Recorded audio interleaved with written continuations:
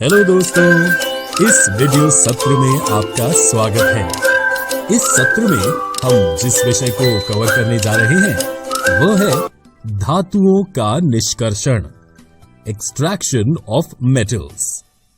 धातुओं के निष्कर्षण की हमारी चर्चा से पहले हमें पता होना चाहिए कि एक अयस्क ओर क्या है। पृथ्वी की भूपर्पटी में प्राकृतिक रूप से पाए जाने वाले तत्वों या यौगिकों को खनिज, मिनरल्स कहते हैं। कुछ स्थानों पर खनिजों में कोई विशेष धातु काफी मात्रा में होती है जिसे निकालना लाभकारी होता है। इन खनिजों को अयस्क ओर कहते हैं। क्योंकि अयस्क में कुछ धातु अपने यौगिक रूप में मिलते हैं, इन्हें उनके शुद्ध रूप में परिवर्तित करने की आवश्यकता होती है।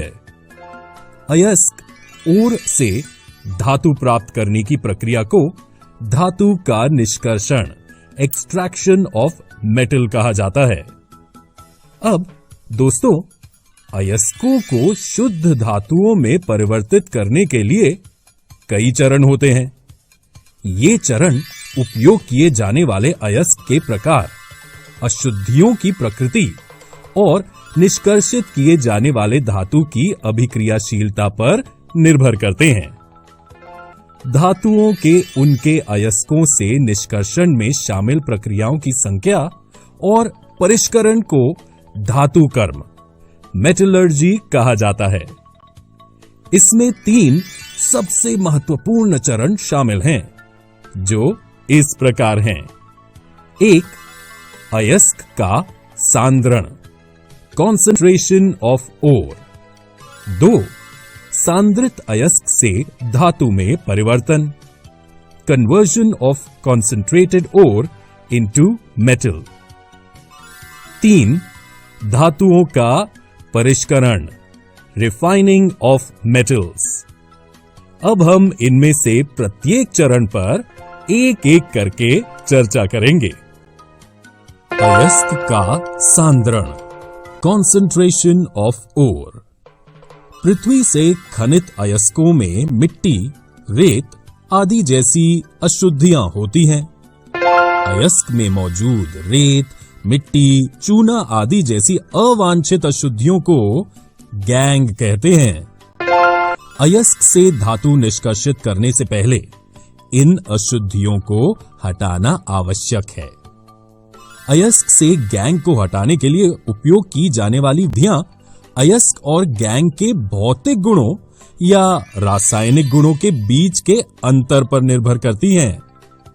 गैंग को हटाने से हम सांद्रित अयस्क प्राप्त करते हैं, अर्थात इसमें धातु बहुत अधिक प्रतिशत में मौजूद होगा। सांद्रित अयस्क से धातु में परिवर्तन, conversion of concentrated ore into metal. सांद्रित या समृद्धित अयस्क से धातुओं को निष्कर्षित करने के उद्देश्य से हम सभी धातुओं को 3 वर्गों में विभाजित कर सकते हैं। 1. निम्न अभिक्रियाशील धातुएं, मेटल्स ऑफ लो रिएक्टिविटी। 2. मध्यम अभिक्रियाशील धातुएं, मेटल्स ऑफ मीडियम रिएक्टिविटी। 3. उच्च अभिक्रियाशील धातुएं, मेटल्स ऑफ हाई रिएक्टिविटी। अब हम एक एक करके तीनों वर्गों पर चर्चा करेंगे। सक्रियता श्रेणी में नीचे आने वाले धातुओं का निष्कर्षण, निम्न अभिक्रियाशील धातुएं। सक्रियता श्रेणी में नीचे आने वाले धातु काफी अनअभिक्रिय होते हैं। इन धातुओं के ऑक्साइड को केवल गर्म करने से ही धातु प्राप्त किया जा सकता है। उदाहरण के लिए सिनाबार, HgS, मरकरी, पारद का एक अयस्क है। वायु में गर्म करने पर यह सबसे पहले मर्क्यूरिक ऑक्साइड HgO में परिवर्तित होता है और अधिक गर्म करने पर मर्क्यूरिक ऑक्साइड मरकरी, पारद में अपचयित हो जाता है। इसी प्रकार प्राकृतिक रूप से Cu2S के रूप में उपलब्ध कॉपर को केवल वायु में गर्म करके उसको अयस्क से अलग किया जा सकता है। सक्रियता श्रेणी में मध्य में स्थित धातुओं का निष्कर्षण। मध्यम अभिक्रियाशील धातुएं। सक्रियता श्रेणी में मध्य में स्थित धातुएं जैसे आयरन, जिंक, लेड, कॉपर की अभिक्रियाशीलता मध्यम होती है। प्रकृति में यह प्रायः सल्फाइड या कार्बोनेट के रूप में पाए जाते हैं। सल्फाइड या कार्बोनेट की तुलना में धातु को उसके ऑक्साइड से प्राप्त करना अधिक आसान है। इसलिए अपचयन से पहले धातु के सल्फाइड एवं कार्बोनेट को धातु ऑक्साइड में परिवर्तित करना आवश्यक है। सल्फाइड अयस्क को वायु की उपस्थिति में अधिक ताप पर गर्म करने पर यह ऑक्साइड में परिवर्तित हो जाता है। इस प्रक्रिया को भर्जन, रोस्टिंग कहते हैं। कार्बोनेट अयस्क को सीमित वायु में अधिक ताप पर गर्म करने से ये ऑक्साइड में परिवर्तित हो जाता है। इस प्रक्रिया को निस्तापन, कैल्सिनेशन कहा जाता है। जिंक के अयस्कों के भर्जन एवं निस्तापन के समय निम्न रासायनिक अभिक्रिया होती हैं। इसके बाद कार्बन जैसे उपयुक्त अपचायक का उपयोग कर धातु प्राप्त किया जाता है। उदाहरण के लिए, जब जिंक ऑक्साइड को कार्बन के साथ गर्म किया जाता है तो ये जिंक धातु में अपचयित हो जाता है। कार्बन का उपयोग कर धातु के ऑक्साइड को धातु में अपचयन करने के अलावा विस्थापन अभिक्रिया का भी उपयोग किया जा सकता है। अत्यधिक अभिक्रियाशील धातुएं जैसे सोडियम, कैल्शियम, एल्यूमीनियम आदि को अपचायक के रूप में उपयोग किया जा सकता है। सक्रियता श्रेणी में सबसे ऊपर स्थित धातुओं का निष्कर्षण। उच्च अभिक्रियाशील धातुएं। सक्रियता श्रेणी में सबसे ऊपर स्थित धातुएं अत्यंत अभिक्रियाशील होते हैं। इन्हें कार्बन के साथ गर्म कर इनके यौगिकों से प्राप्त नहीं किया जा सकता है। उदाहरण के लिए, कार्बन के द्वारा सोडियम, मैग्नीशियम, कैल्शियम, एल्यूमीनियम आदि के ऑक्साइड का अपचयन कर उन्हें धातुओं में परिवर्तित नहीं किया जा सकता है।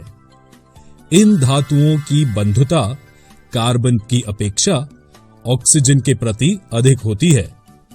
इन धातुओं को विद्युत अपघटनी अपचयन, इलेक्ट्रोलिटिक रिडक्शन द्वारा प्राप्त किया जाता है। उदाहरण के लिए, सोडियम, मैग्नीशियम एवं कैल्शियम को उनके गलित क्लोराइडों के विद्युत अपघटन से प्राप्त किया जाता है। कैथोड ऋण आवेशित इलेक्ट्रोड पर धातु निष्पेक्षित हो जाते हैं तथा एनोड धन आवेशित इलेक्ट्रोड पर क्लोरीन मुक्त होता है। इसी प्रकार एल्यूमीनियम ऑक्साइड के विद्युत अपघटनी अपचयन से एल्यूमीनियम प्राप्त किया जाता है। तो बच्चों, अब हम इस निष्करण प्रक्रिया के अंतिम चरण को देखें, जो है धातुओं का परिष्करण, रिफाइनिंग ऑफ मेटल्स। ऊपर वर्णित विभिन्न अपचयन प्रक्रमों से प्राप्त धातु पूर्ण रूप से शुद्ध नहीं होते हैं। इनमें अपद्रव्य होते हैं, जिन्हें हटाकर ही शुद्ध धातु प्राप्त किया जा सकता है।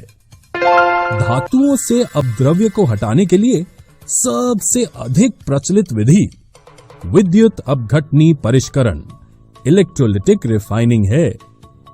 विद्युत अपघटनी परिष्करण, electrolytic refining. Copper, zinc, tin, निकल, सिल्वर, गोल्ड आदि जैसे धातु का परिष्करण विद्युत अपघटन द्वारा किया जाता है। इस प्रक्रम में अशुद्ध धातु को एनोड तथा शुद्ध धातु की पतली परत को कैथोड बनाया जाता है।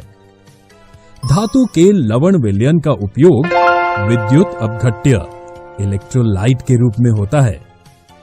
इस तरह से उपकरण व्यवस्थित किया जाता है। विद्युत अपघट्य से जब धारा प्रवाहित की जाती है, तब एनोड पर स्थित अशुद्ध धातु विद्युत अपघट्य में घुल जाता है। इतनी ही मात्रा में शुद्ध धातु विद्युत अपघट्य से कैथोड पर निष्पेक्षित हो जाता है। विलेय अशुद्धियां विलयन में चली जाती हैं तथा अविलेय अशुद्धियां एनोड तली पर निष्पेक्षित हो जाती हैं, जिसे एनोड पंख, एनोड मड कहते हैं। दोस्तों, इस वीडियो में हमने धातुओं का निष्कर्षण, एक्सट्रैक्शन ऑफ मेटल्स का अध्ययन किया। अगले वीडियो में हम संक्षारण और संक्षारण से सुरक्षा, corrosion and prevention from corrosion के बारे में जानेंगे।